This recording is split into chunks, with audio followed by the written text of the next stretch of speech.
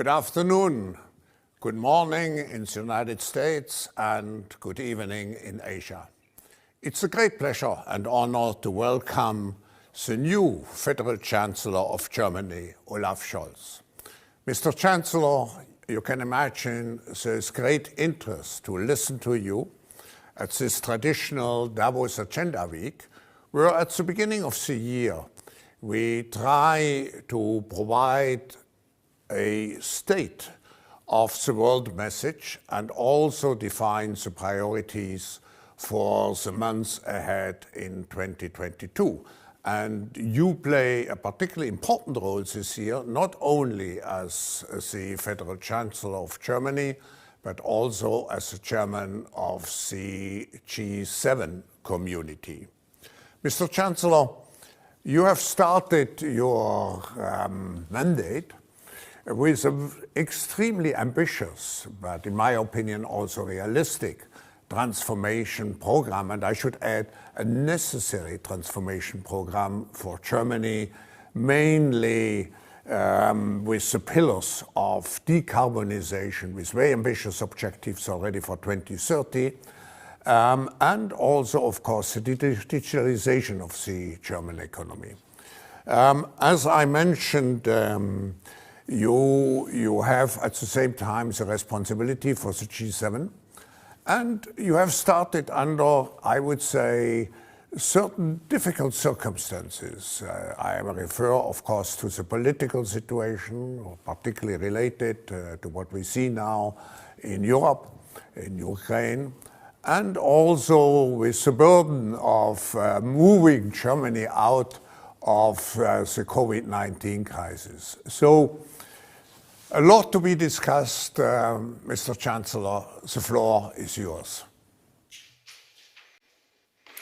Professor Schwab, lieber Klaus, ladies and gentlemen, I'm sure most of us would have wished for a different start to this year. COVID has been with us for 2 whole years now, and we are still struggling with the pandemic. Our digital meeting today is proof of that.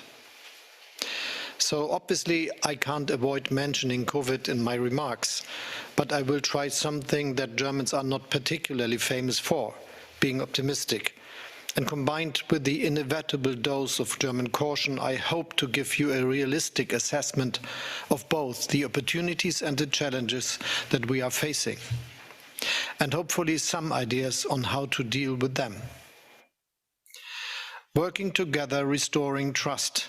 That is the motto you have chosen for this year's annual meeting, Klaus. And indeed, it is also a good starting point for our exchange today. So let me begin with working together. The last couple of weeks, my first weeks in my new office, have urgently reminded us just how important international cooperation, political exchange and dialogue are. Take the intensive talks we have been engaging in with Russia since the beginning of January. It is still too early to tell whether they will help de-escalate the situation Russia created by concentrating 100,000 troops along the border with Ukraine. But after years of rising tensions, staying silent is not a sensible option. That is why we are talking to Moscow in a range of different formats. About our commitment to Ukraine's territorial integrity and about a key principle of our common European peace order, that borders must not be moved by force, that right makes might and not the other way around. The Russian side is aware of our determination. I hope they also realize that the gains of cooperation outweigh the price of further confrontation. This is the basis on which we are engaging, because we strongly believe that global public goods can only be preserved through international cooperation, and peace is the most important one of them. Closely followed by global health. One of the most uplifting statements that I have heard during the pandemic came from the Israeli historian and author Yuval Harari, and I quote, "The big advantage humans have over viruses is that we can cooperate in ways they can't." And we do. European doctors are benefiting from the findings of their American, Israeli, or African counterparts. Scientists from all over the planet are sharing their research on new variants and potential treatments globally, often in real time. And 2 German researchers invented a vaccine based on the new mRNA technology that helped save millions of lives around the world. These examples are proof of the power of cooperation. They also illustrate the importance of exchanges like the one we are having here today. It was at Davos in 2000 that leaders launched the Global Vaccine Alliance. Today, 21 years later, vaccines are by far our best tool to leave the pandemic behind us. Without a truly global immunization campaign, we will soon run out of letters in the Greek alphabet for new variants of the virus. But the good news is, thanks to far-sighted cooperation, we have the tools to break the cycle. And Germany, already the second largest donor to the global vaccine campaign, will continue to do its part. By supporting COVAX, we are determined to reach 70% of the world population by the middle of the year. And as part of our current G7 presidency, we will focus on improving the international health infrastructure, including in countries of the global south. However, we need partners to join hands, particularly in the private sector. So in the spirit of Davos, let us work together to fully fund the global vaccination campaign that would also be the booster shot our economies need. As we speak, those economies are facing the most fundamental transformation since the Industrial Revolution. For the last 250 years, our prosperity has depended on burning fossil fuels, coal, oil, and gas. The effects of man-made climate change are felt by everyone in every corner of the world. That is why Europe has decided to become the first carbon-neutral continent by 2050. Germany wants to reach that goal in 2045 already. This leaves us with less than 25 years to reach net zero, a monumental task. But a task that we can and will master. We will prove wrong those who are currently portraying our continent as a billiard ball in a great geo-economical game between China and the United States. Europe offers the openness and liberal societies that benefit innovation. We are on course towards greater technological sovereignty, a top priority of the European Commission. And a global shift towards more sustainable growth will give Europe the first mover advantage. But of course, Europe alone won't end the climate crisis. That's where the leitmotif of working together applies again. We will use our presidency of the G7 to turn that group into the nucleus of an international climate club. What we want to achieve is a paradigm shift in international climate policy. We will no longer wait for the slowest and least ambitious. Instead, we will lead by example, and we will turn climate action from a cost factor into competitive advantage by agreeing on joint minimum standards. Ambitious, bold, and cooperative. That will be the Climate Club's ABC. Ambitious by committing its members to the 1.5-degree target and to climate neutrality by 2050 at the latest. Bold by ensuring that we act now to reach those goals, for instance by pricing carbon and preventing carbon leakage. And cooperative by remaining open to all countries and by respecting WTO rules. We are not looking to be an exclusive club. By addressing technology transfer and climate financing, we hope to bring developing and emerging economies on board. Let me highlight one example of how this could work: green hydrogen. Within the Climate Club, we want to work on a common understanding of what green hydrogen is, and we will coordinate our respective investments. That is the way towards a reliable global supply. The mutual benefits are obvious. For a country like Germany with a strong industrial base and high energy demands, and also for those who would become the main producers of green hydrogen, namely emerging economies in developing countries. Ladies and gentlemen, Germany is committed to playing a crucial role in the global transformation. We have set sail to turn the 2020s into a new beginning, a decade of transformation and progress for our country. By 2030, 80% of our energy will come from renewables, twice as much as today. This requires massive investment in our infrastructure, from electricity grids to hydrogen pipelines. We will speed up planning processes and stimulate private investment in future technologies and digitalization. And we will modernize our immigration laws to attract the skilled workers, scientists and technicians that our labor market needs. However, this transformation that we are now embarking on is not an end in itself. Progress is not an end in itself. And in hindsight, we sometimes have to realize that yesterday's ideas of progress can become today's and tomorrow's problems. Think about the ecological crisis. In the end, it is a product of former ideas of progress. So what we need is better progress. Progress that isn't measured just in its short-term results, but also factors in its long-term consequences and side effects.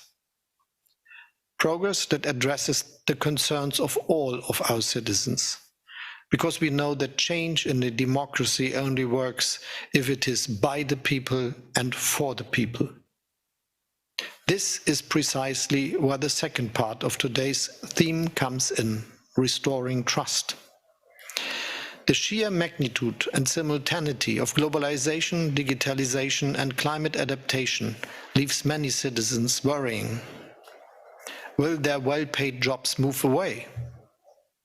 Will energy prices or rents in big cities continue to soar? Will pensions remain secure and health systems reliable? Leaving questions like these unanswered erodes trust. Trust in our democratic systems and their promise of equal opportunities. And trust also in our social market economy and its promise of fairness. Yes, trust can erode, but it can also be won back. A recent global survey showed that during the pandemic, public confidence in science and scientific institutions has increased. And nearly 9 out of 10 Germans, an increase over 2021, said in opinion polls that they have trust in health workers. So where does that leave us, governments and businesses? First, in an age of technology, our policies and decisions must be based on science, rationality, and reason. That is why my government has established an independent board of experts and scientists who advise us during the pandemic.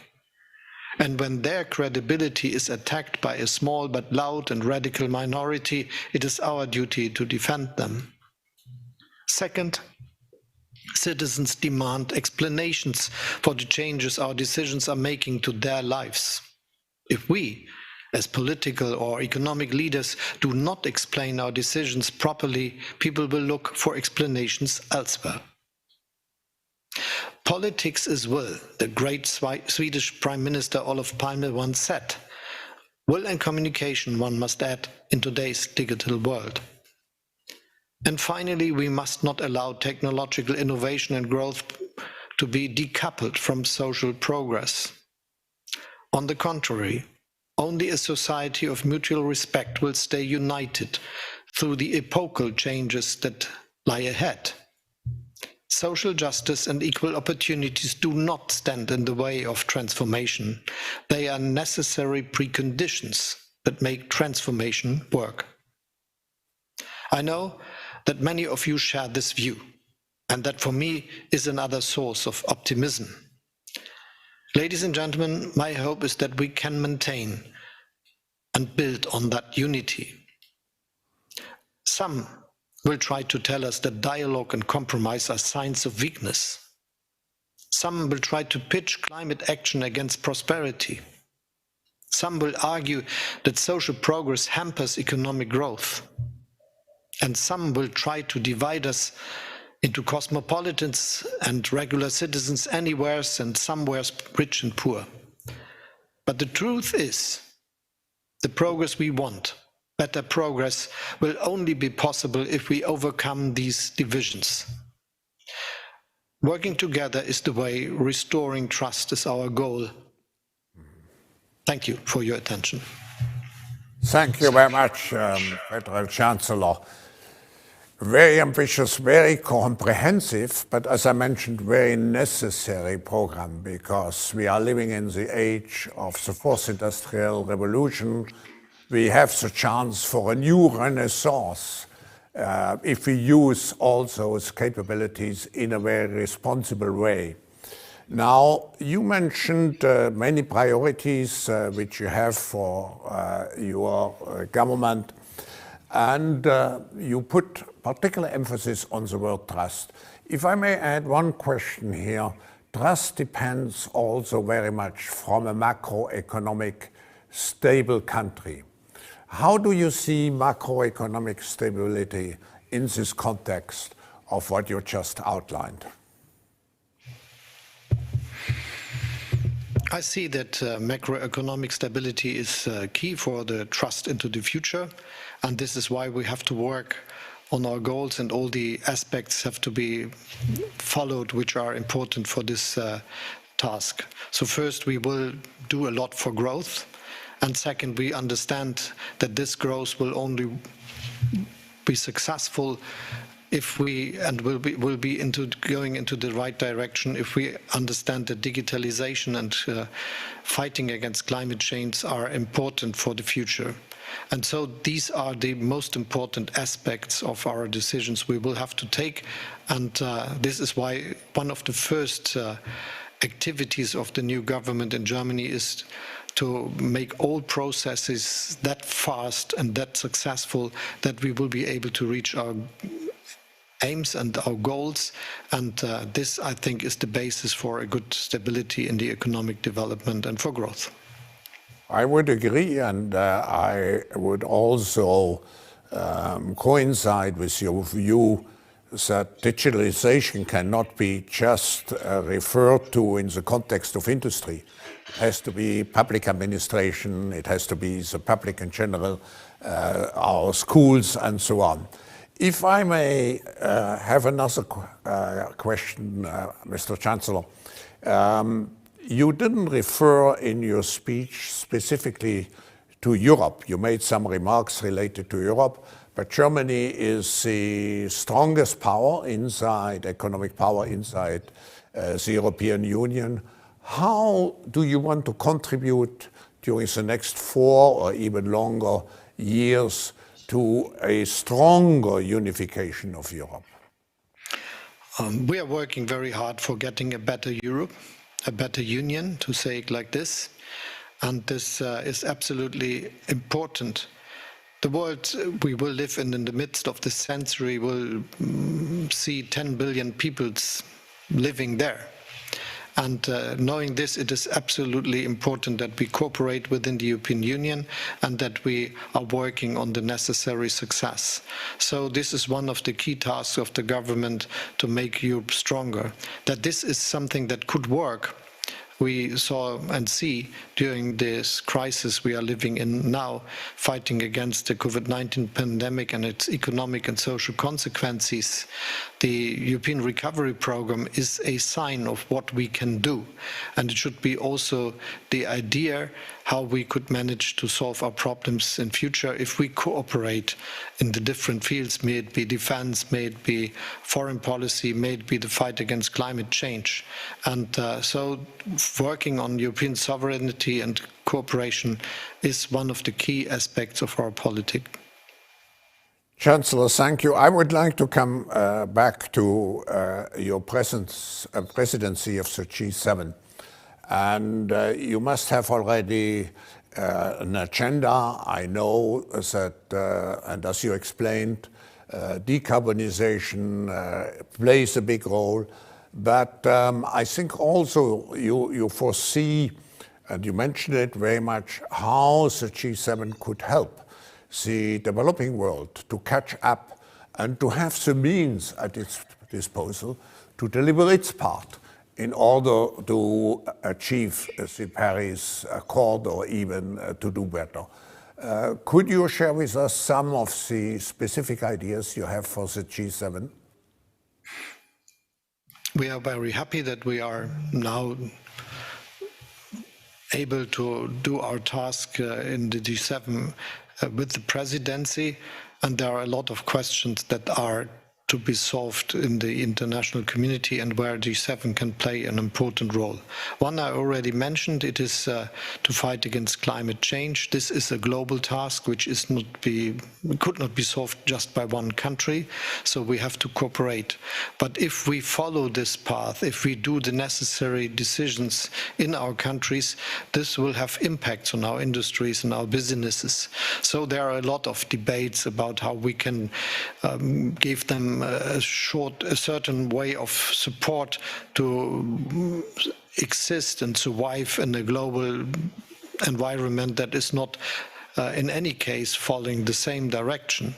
So the idea for getting a global cooperation within this field is this climate club I already mentioned, to have a cooperation. And it's open, it is not closed, it's open especially to the global south, to the big countries in Asia that are working to follow the same goals. And so I think this is one of the main topics to be discussed. The second is how we can fight against the economic consequences of the crisis and help especially the poorest countries and those that need support in this development. Growth will be only successful and sustainable if it is something that is happening to all countries and the people all over the world.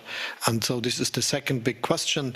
And obviously also the question of the global health is of importance. We have to do something that it is feasible for all countries to vaccinate their people. And so we are working very hard to make this happen. Mr. Federal Chancellor, I like very much the metaphor ABC, ambitious, bold, and collaborative. And I was already thinking when you are mentioning whether we should use it as a theme for the annual meeting 2023, next January. But I would like to come back. You mentioned that the World Economic Forum in Davos, we were at the origin of cooperation related to vaccines. As you know, Mr. Chancellor, Davos, or the Forum, was also at the origin of Gavi and CEPI, two organizations which play a major role. I know that already at the G7 and G20 last year, a public initiative, a comprehensive initiative was discussed, how we can deal with such risks in the future, health risks, not just related to COVID. How can we prepare the world to be much more resilient so we are not unprepared or so much unprepared if a new pandemic would hit the world? Do you have any objectives in this respect? First, it is necessary to do what I already mentioned in my speech and even in an earlier answer. We have to make it feasible that all people in the world have a chance to be vaccinated. And so I really ask all those who are able to support the COVAX initiative and give their financial support that is necessary, that we can buy the vaccines for bringing them to all those who need them. And this is also that we will do our best job to make it happen, that those companies successful in this field could build new plants, possibly somewhere in other countries of the world and also in the global south, that they could produce the vaccines for their people. So this is what we are working on. And then we need scientific cooperation, because this is the lucky aspect of this very severe crisis, that we learn that science brings us out of the situation. So we have to organize global cooperation in research and development of new vaccines and health infrastructures that are good for the people all over this globe. Mr. Federal Chancellor, we are coming to the end of our time. You know, the World Economic Forum, of course, we are known for Davos, but we have 50 different platforms for public-private cooperation in the environmental area, related to skills which are needed, related to innovation, and I could go on and on. So maybe one last comment. How can business in general, you mentioned already innovation, how can business in general be of support for your program? What would you expect from business, not only from the German business community, but from the international business community to contribute to your objectives? There are a lot of tasks. I think would say research, investment, and social cohesion are key. So let the people share from the success you get from your investments. Yeah, and those investments should be guided by what we call the stakeholder mentality or stakeholder capitalism. And you mentioned it in your speech. It should be human-centered, it should take care of people, and it should also take care of our planet. Thank you very much, Mr. Federal Chancellor, and I hope to see you in person, hopefully in the next, who knows when, in Davos, and all our best wishes for your program, which really is pioneering, but we need to achieve the Paris objectives. We need to reduce inequalities in the world. We need to make full advantage of the fourth industrial revolution. And I think you are on a good way to do so. So thank you and congratulations. Bye-bye.